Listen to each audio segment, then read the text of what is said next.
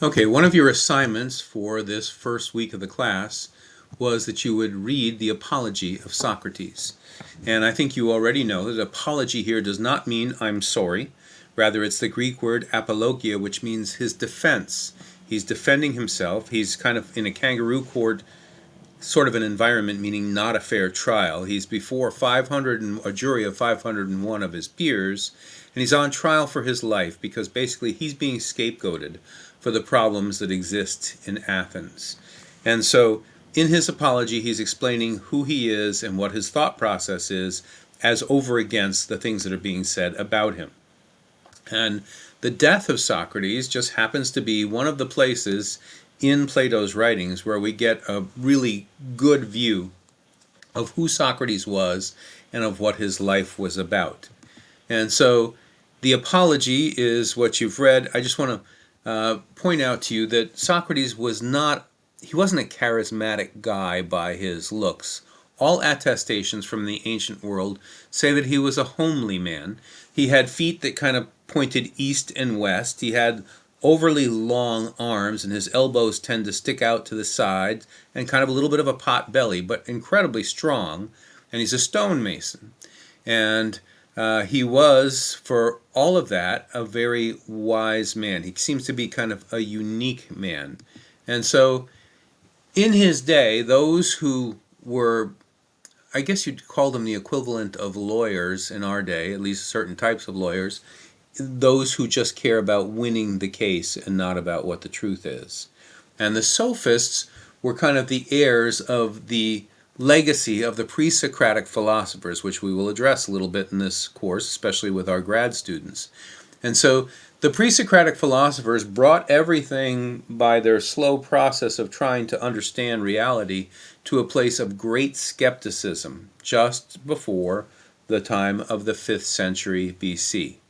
And so in that time, people would hire a sophist, a wise guy or a wise man, it meant, to train their children so that their children would be successful in life. But they didn't build character or integrity into the kids because for them they wanted the kids to be able to, these young people to be able to win arguments, and that's all they cared about. And so Socrates was not trained like one of the sophists. We don't know where he got the knowledge that he had. He was not a sophist, and he was very clear about that, although he gets accused of that in the Apology of being a sophist. But he says that he's a philosopher, which means a lover of wisdom. He's kind of saying, I'm a student of wisdom, I'm in pursuit of wisdom. I'm not saying about myself that I am wise. And if we think about what wisdom is, because that's what philosophy is addressing, if you knew the contents of all of the books in the Library of Congress, we would not say that that made you wise. It just makes you knowledgeable. In fact, the Bible talks about how knowledge puffs up, but wisdom has the effect of humbling a person. Sometimes we'll speak of a doctor and say how he or she is brilliant, and they're an incredible diagnostician, or they're this amazing surgeon, but they have a horrible bedside manner. So what that means is they're really knowledgeable about some things, but they're not wise in their dealings with human beings. Wisdom is got a practical application of knowledge. And so when it comes to wisdom vis-a-vis Socrates, as you've seen in your reading, I believe, at this point in time, he has realized, because of his interaction with the Delphic Oracle, and we're going to address this more as we go through Dr. Kraeft's book, Philosophy 101 by Socrates, but he's realized that he is unique, that he is wise, but in a very limited sense. The only reason he is wise is because he knows how little he knows. And in the Apology, he says, after his friend Chaerephon has had his audience with the Delphic Oracle, and the Delphic Oracle has told Chaerephon that there's nobody wiser than his friend Socrates in the world, Socrates is completely mystified by that. And so he sets out to test it, and the way that he sets out to test it is by asking questions of those who are thought to be wise. And what he discovers is that they don't know as much as people think they know. In fact, they don't even know about their area of specialty all that well. And so he ultimately concludes he's not wise. He's young, It's not that he's wise because he has so much more information they do. The reason that he's wise, according to the Delphic Oracle, he believes, is because he knows how little he knows. But it's the questioning, his ability to ask questions in order to get at reality, that he's most famous for. And when you hear about people having Socratic clubs and being involved in Socratic wisdom, it has to do with questioning, asking questions. Now, I'm a grandfather of 14 grandchildren, a father of 4 children, and when our children were little, they could completely exhaust my worldview by just asking one word over and over again. And I bet you know what the word is. Why? And you get to a point where you just say, because I don't have any more answers after that. And so Socratic questioning gets at the root of things, and it forces a person to examine, how do I know the things that I believe that I know? And that's what's so powerful, and it becomes an important part of the way that we reason in philosophy, especially in the parts of philosophy called logic and epistemology. And logic is kind of self-explanatory. Epistemology, how do we know what we know? So from the standpoint of a philosopher like Socrates, life is a great good. It is, right? And death is the loss of a great good. Therefore, death is, in that sense, a great evil. It's a great bad. It's the loss, the privation of, the cessation of a great good. Therefore, it's quite reasonable that we view it as an evil, that we don't think of it as just, oh, well, that's the way nature works. So in the ancient world, as with the Christian point of view, we see death as an enemy, not death as just, oh, well, it's inevitable. And we believe that somebody has to address the problem of death for humanity. So Socrates says something in the Apology, you may have noticed it, where he tells these individuals who are pronouncing a sentence on him that he doesn't deserve, and it's clear he's defended himself well, that they, in trying to hurt him, are hurting themselves, because you cannot do any real damage to a righteous man. Now that may sound like Obi-Wan Kenobi in the first of the Star Wars movies, when he tells Darth Vader, if you strike me down, I'll become more powerful than I ever was. But he's not saying that you're going to make me powerful by judging me. He's saying, you can't get at the real me. You can't hurt me. My soul is something you can't mar. You can try to assassinate my reputation, and you can attack me as far as my body is concerned. But he uses the word soul, and Dr. Crayf will address this. He uses this word soul in a new way, in a way that they haven't heard. And his understanding of his soul, and we don't know where he gets this, we don't know of any contact that anybody in Mycenae or ultimately in Greece would have had with those from amongst the Jews. He doesn't have the Jewish concept of nephesh, of the soul, so we're not sure where this comes to him. He speaks about the God as being the source of his information. Mostly we assume that's Apollos, but we're not positive what he's referring to when he speaks of the God. But he has this understanding, and it's in more than one of Plato's writings, that his soul is himself, and he thinks that his soul is something that's more real and more solid than his body. And so we get the impression that he thinks he's forming an identity, and that identity is his soul, and that's who he truly is. And he sees life as a process of soul making. And this is why he won't flee from Athens when he knows his life is in jeopardy. He won't flee and run away, because that would be kind of saying to those upon whom he's been an influence that perhaps he's guilty of the things he's being charged with. That's why he stays there. That's why he drinks the hemlock. He sees that he's still in the process of making a soul. Now he's referred to as the gadfly of Athens, and that's because a gadfly was a kind of bug that, well, most of you, I'm assuming, live in Maine. Some of you may live elsewhere. But the Maine is where this is being created from.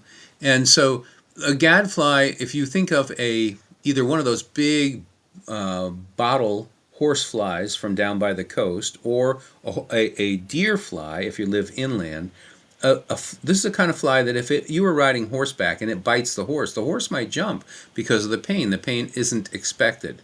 For him to be called a gadfly is an insult. They called him that because the idea is the questions that Socrates asks, they sting. They can make me seem like a fool publicly. So they called him a gadfly because nobody wanted to get into a debate with him or a discussion with him, because they were afraid that they might be revealed to be not as wise and not as knowledgeable as people thought they were. So With that in mind, and just we're going to come back to this and really deal with it more thoroughly when we deal with Kreft's book, we're going to now address Dr. Nash's treatment of worldview that you had in your reading. And you've had what he has to say, so I'm not going to just rehash that, but I'm going to use his grid and talk to you about the implications of his grid for worldview. So Atticus Finch, the character Atticus Finch in To Kill a Mockingbird, says you never really understand a person until you consider things from her point of view, until you climb into his skin and walk around in it. And this is what the idea of worldview is. We study worldview in order to have interaction with others and understand how the way we look at the world relates to the way they look at the world. That's the point. You need to be solidly established in your own understanding of reality based on worldview, and it will help you also to communicate with people who have a different worldview, because you'll be able to tell them the places where you're different in your thought process from how they are. Dr. Arthur Holmes of Wheaton College says, what is it that ties everything together, matter and mind and life and death, art and science, faith and learning, and makes this a universe? That seems to be what human beings need to know. What can unify our vision of life? To see things interrelated as a whole is to get one's bearing on the map of life, to know one's way in the confusing interplay of ideas, to find relatedness in what we do. And this is Wallace Alston in his book Problems of Philosophy. Wallace Alston and his brother William both were professors at Princeton for many years. Wallace was a brilliant philosopher. He says it can be argued on the basis of facts concerning the nature of man and of human life that human beings have a deep-seated need to form some general picture of the total universe in which they live in order to be able to relate their own fragmentary activities to the universe as a whole in a way meaningful to them, and that a life in which this is not carried through is a life impoverished in a most significant respect. Excuse me. And then this is perhaps the most famous writer in evangelicalism about worldview. No, he's not perhaps, he is. James Sire, and most of his books are published through InterVarsity Press. He says, a worldview is a set of assumptions which we hold either consciously or subconsciously about the basic makeup of our world. And now this is by my professor and the author of your primary text for this course. It's by Dr. Nash in his little book, Worldviews in Conflict. He says, a worldview is a set of beliefs about the most important issues in life. So this is the worldview grid that Dr. Nash gives us in our text. Theology, metaphysics, ethics, epistemology, and anthropology. There are some approaches to worldview that look at it through less. I've oftentimes heard of the worldview outlook that we have to know what our origins are on one side and our destiny on the other, and where do we get meaning and morality from. And then there's others that have as many as 7 components. I find Dr. Nash's grid to be a helpful and a good one and easy to remember, and helpful when I'm trying to explain to those who are outside the Christian faith how my point of view differs from theirs. The other way we might put this grid is in simpler language, the primary components of a worldview: God. And I want to say that even a worldview like Buddhism, which is non-theistic, that's still a theology, that's still a view of God, that there isn't a God. Ultimate reality, that's the metaphysics piece. Ethics, the moral philosophy piece. Knowledge, epistemology, and human beings. Okay, so just that we would I think it'd be helpful for you to remember these things, to perhaps memorize these things. First of all, knowledge. How do we know what we know? Is significant knowledge about your world really possible? I mean, we only get a certain slice of reality through our senses, and then we're able to detect more through our technologies, but at the end of the day, we believe that there's a whole lot going on in our world that we can't see or perceive. Just if you're in a room right now, if you're doing this at home, and you have a dog present, I guarantee you there's pheromones, smells, sources of smells that your dog or your cat can smell that you can't smell. There's ultrasonic and there's subsonic sounds that you can't hear and that they can hear. And there's just a whole raft of things like that I could talk about. So is significant knowledge about your world really possible? You never see reality. You only see that slice of reality which your human brain allows you to see. And that's a limiting. as we start out in the pursuit of knowledge. Secondly, can we trust our senses? Well, as much as our senses are able to serve us. We know that our eye sees differently. This is just an example. According to what part of the eye we're seeing with. The rods perceive things differently than the cones do. And so we're limited as far as what our senses can do. There's a whole lot of examples I could give you. This is the Doppler effect with regard to sound. And we know that what we perceive has to do with the way that we perceive, with the way that our senses function. What's the relationship between reason, or rationality, and experience? Which one's more important? Is it my ability to reason, or is it my experiences? And so this brings up the issue of rationalism versus empiricism. René Descartes is probably the best known name associated with rationalism, but Socrates and Plato were rationalists, and I would say that John Locke is the best known name associated with empiricism, but Aristotle was an empiricist.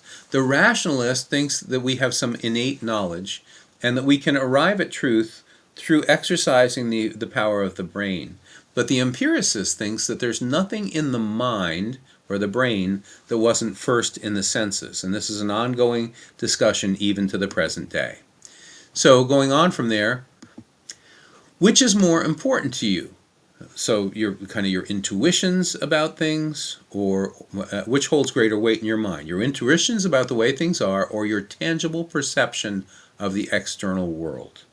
And in this same class, there will be differences. Some of you are more concerned about what you intuit, and some of you are more concerned about what you can see and perceive.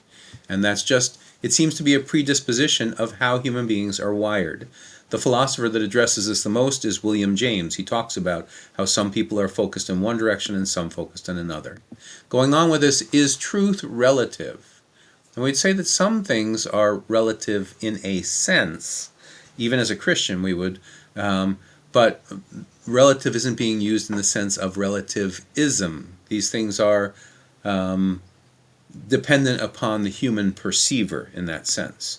Is there such a thing as absolute truth? And the one who's claiming that there's not, Christians do believe that there's absolute truth, the typical rejoinder to them is, are you absolutely sure, when they say there's not? What's the relationship between religious faith and reason? Are we, as Richard Dawkins likes to call Christians, faith heads? And are we as ridiculous as what he postulates? He says he doesn't believe in God, nor does he believe in the flying spaghetti monster on the bottom of the sea. And so is religious faith like that? Is it something that is in spite of reason? Or does reason come into play in the business of faith? I would say yes, of course. Is it only religious folks who operate on the basis of faith? And it can be strongly proven, not just stated, but proven, that everybody starts with faith. There's things in the world of epistemology that we have to take on the basis of faith. We may have opportunity to get more into this as we go in the class. And if you as a student are interested in this, I can send you a whole bunch of things that I have done with regard to this. But I need to just say to you, I got my PhD in a philosophy department where 14 of the folks in that department, there were 15, were atheists in one form or another. And in debate with them and personal conversation, I was able to show to two of my professors that in fact, even though if they be atheist, nonetheless, their knowledge begins with faith, just like the Christian's knowledge begins with faith. If that interests you, let me know. Is real significant knowledge about God even possible for humans? Is God so transcendent, is he totally other, that we really can't know him? And the Christian response to that is, of course, he made us in his image. And I think it's Psalm 36 says that in his light we see light. And so that there's something about the human being, the human organism, that God has intentionally made to be able to perceive things about him. But to say that we comprehend God, that we fully understand God, that would be ridiculous. He wouldn't be God if we were able to do that. Is the scientific method, in fact, the most reliable way to identify what is real? And so we've accomplished a lot technologically with our usage of the scientific method, but does it get at the grassroots of reality? That's the question. Here's an evolutionary challenge to innate knowledge of God that the Christian needs to deal with. And you'll find me oftentimes in this course speaking to you from a non-faith standpoint to have you think about things. So consider the moral dispositions of our ancestors, if you're thinking in terms of an evolutionary explanation of human origins. The moral dispositions of the ancestors of modern humans. In general, natural selection will select for behaviors that promote the reproductive success of their bearers. In other words, in this understanding of what's going on in natural selection is those things remain which help the organism to live. If a belief in God leads to consistent rule following, and this increases social stability, this view may take hold in a human population whether or not God actually exists. So this is an attempt to explain away God and say that it's not real, but it's helpful as far as humans functioning together. And so you need to think about, well, how would I respond to that? What would I say with regard to that? So moving on from knowledge and over to God, is God personal or impersonal? Is God a force that really doesn't care that much about us? Those of you familiar with Voltaire and his book Candide, God just really doesn't care about human beings. Or if I have a deist perspective, God has kind of wound the universe up like a clock, and then he's walked away. He's not really dynamically involved with us or really care about us that much. Is there one God or are there many? Is God immanent or transcendent? And as a Christian, one has to say, yes. God is immanent. He is, as the poet says, nearer than hands and feet and closer than breathing. Or, as Paul says, quoting it's a poet, but it's either Aratus or Epimenides in Acts 17. He says, in him we live and move and have our being. So is God immanent? Well, yes. But is God transcendent? Well, as high as the heavens are above the earth, so are my ways above your ways. So there's a sense in which God is immanent and near and always present because he's everywhere present. He's omnipresent. But there's also a sense, biblically speaking, in which God is transcendent and other and above. And what are his or her or its attributes? And why do you believe this? Because you got to think about this in relation to trying to communicate your faith to somebody who doesn't share it. What are God's attributes? Presuming there is a deity, how does that deity communicate with human beings? Is it just by dreams or epiphanies? Or is there some other way that this God communicates? Has he stepped into human time and spoken to human beings? Has this God become a human being? Does this God give us scriptures that we can read that are inspired by the Holy Spirit, and so on? If there's a God, does faith require more than belief? Does it actually require religious practices such as prayer? And so is just assent to the truth of the gospel sufficient, having knowledge and then assenting to the truth of that knowledge? Or is there some sort of a follow-through that has to be there in order for me to really have a relationship with God and to know that I'm in right relationship with God? So this is a picture I use in order to speak about metaphysics or ultimate reality. And so if you think of a jigsaw puzzle and you're contemplating how a jigsaw puzzle works, metaphysics is kind of, I may have said this already to you in the introductory lecture, metaphysics is like the picture on the outside of the box of the jigsaw puzzle of life. So with metaphysics, if there's a God, what's the relationship between God and the universe? Is the universe always been here, and is it coexistent with God? Is God the source of the universe? Where is God in relation to the ship to the universe? We say it's 13.8 billion light years across. Is God present on the far side of the universe, the way that God is present here? Is the existence of the universe a brute fact? And a lot of the belief systems of the ancient world just kind of took, if there was a God or a prime mover or somebody like that, there was God and there was the universe in existence alongside of God, but it didn't have them. Those views didn't have him as the maker of all these things. Is the universe eternal? The Renyian view of the Big Bang that we currently have would tend to say no, but there's those, even in the world of science today, who push back against this idea of there being a beginning. Does the universe have a purpose, or is it chaotic? And we could talk a lot about that. Is it ultimately material in nature, or is it spiritual in some sense? And moving on from then metaphysics, going to ethics. Why is an action either right or wrong? Are there basic unwritten laws that everyone knows deep inside of themselves? The term for this is natural law. Paul does believe that there is natural law. He says in Romans 2, he says, when the Gentiles who do not have the law do the things of the law, they show the law of God written on their heart, their consciences alternately either commending or condemning them. He's saying we know right and wrong deep inside. God's written it on our hearts. I don't know why that's coming up. I need to make that go away. Here we go. Is morality objective or subjective?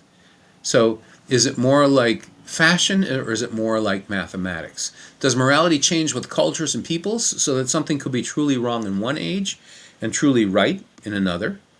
And going on with this, what is a good person? This is a big concern of Socrates. What makes for a good person? What things are morally praiseworthy? I had you do that thought experiment in the first of the lectures, saying to you, if you're looking back on your life and you're 80 years old, what would make your life morally praiseworthy or cringeworthy? So what things are morally praiseworthy? What constitutes a good life? Not just being a good person, but a good life. What would a good society look like? And this is especially what Plato's Republic is about, and it comes forward from Socrates. To what degree do moral values exist apart from the religious notion of revelation? So if we don't have a moral code, then what are there such things as objective moral values? And if there are such entities, what would they look like? Why be moral? Why should I choose to be a moral man or woman? What should motivate me? And then human beings. Are we animals? Well, we're mammals, right? We have live birth. We nurse our young, excuse me, and we're warm-blooded. Are we gods? Well, there's one sense in which the Psalms, and even Jesus quoting the Psalms, seems to speak about there being something divine about human beings. And Psalm 8 says that of human beings that God has made us little lower than God and crowned us with majesty to rule over his creation. If we're special, why are we special? Christianity and Judaism have some pretty significant answers to that question. And we find that in fact, evolutionary explanations, merely evolutionary, without faith involved, don't really have a basis for saying how special we are. What makes us different from other animals? In our contemporary world, the two writers who have most addressed this for the 20th century, late 20th century, Noam Chomsky, and the early part of the new millennium, it would be Steven Pinker, both of whom were at MIT. The greatest researcher in animal language is Frans de Waal, the Dutchman, and all of them agree that there's this incredible difference between animal communication and human communication. Although de Waal points out that there's a much greater communication going on with the animals than what we realize, nonetheless he says that we're kind of light years ahead of them. Are we free or are we actually pawns of fate or instinct? Or is it a mix of the two, something called compatibilism? So, and this is not just a religious discussion. There are those from a completely secular, philosophically naturalistic perspective who think that we are subject to our chemistry and our life experience and that we're really kind of pawns of those things. Are we only bodies with brains or do we have minds and hearts and spirits? And for the pushback from the other side, that's something you're projecting upon something that's actually just physical, just meat, really. We're thinking meat. And so this is a discussion. Does physical death completely end the existence of a person? Then going on with human beings, are we basically good or basically bad? Are we morally good or morally neutral or morally bad? And the ancient world, quite apart from Judaism or Christianity, has things to say about this, and we'll see this. Are we ontologically, as to our essence, as to what we are basically, the way we were originally created, good or ontologically bad? Christians believe that human beings are sinners and that all sin, but we don't say, when a baby's born, oh no, here comes another sinner. Instead, we congratulate people and we celebrate the birth of that child. We do believe, Christianity believes, that human beings are ontologically good. What about the family? Genesis 1 and 2, and then Jesus, and into 3, and then Jesus in Matthew 19, speaking of what God has joined together, not letting man put asunder, says that basically the family is God's idea. He came up with this idea. But of course, our world is in the business of redefining the family and has been for a long time in numerous different ways, and in other cultures in ways quite different from what we see in 21st century America. Then Nash deals with possible worldview relationships. So if you look at the far left here, where there's almost a complete overlap with these circles, I could think of many Christian folk whom I know, or for whom I've been a pastor, where the relation of our worldviews look like that. And then if you look in the middle, I was friends with a rabbi up in Bangor who has now moved out to Idaho. I was friends with her, and because of our sharing of the Old Testament scriptures, even though she was theologically liberal and I'm theologically conservative, we had the kind of overlap you see in the center. What would we have to have such a completely different worldview as what we find with the figure on the right, where the circles don't overlap at all? Sort of would have to be an alien from another planet. We've got to share some things in common with our fellow human beings as far as our perceptions. And so there needs to be a touch point with worldviews, otherwise there's really not possible for us to communicate. So this term, naturalism, which we'll address more in our next lecture, naturalism or materialism is the claim that the natural world is a closed system. Famously, Carl Sagan in the past with the show Cosmos, and now Neil deGrasse Tyson, who's once again doing the show Cosmos, says that the cosmos is all there is, was, or ever shall be. That's a pretty good definition of the universe as a closed system. There's nothing spiritual that acts upon it from outside. And so there is nihilism to be considered, and Nash touches on this just a little bit, which nihilism says there is no big picture. There's no big picture view. There is no meta-narrative that can explain our world. No picture on the box. So what Nash offers as a way to address a worldview and see whether or not it's reasonable is to kind of take it out for a test drive. And he gives us the test of reason. We see whether or not it meets the demands of reason. The test of experience, so that's rationalism and empiricism. And then with the test of experience, how does it deal with the outer world? And then how does it fit with our inner world? Certain things that function fine for how we would be in the outer world are unsatisfying as far as the inner world of the believer. Then there's the test of practice. And so practice is, if I try to apply this and live by it, does it work for me? And I just want to make mention to you of the usage of defeaters. Defeaters, this is in trying to learn to think like a philosopher. So if you're going to be doing philosophy, you don't have to prove the other guy or the other gal all wrong. You just have to have things that would call into question some of the presuppositions of their worldview. And so if you start thinking about claims that people are making that are antithetical to your claims as a believer, you don't want to be obnoxious, but you think about what are some of the defeaters, what are some of the things that call into question the assertions that they're making. We'll have more of this as we go on. And then the usage of questions. So this is bringing our friend Socrates back into the picture, and that we learn to ask questions the way that Socrates did, not in order to drive people bananas, but in order to push them to the point that they'd realize what their suppositions are, and show that it's not unreasonable for the believer to have or hold the views that he or she does.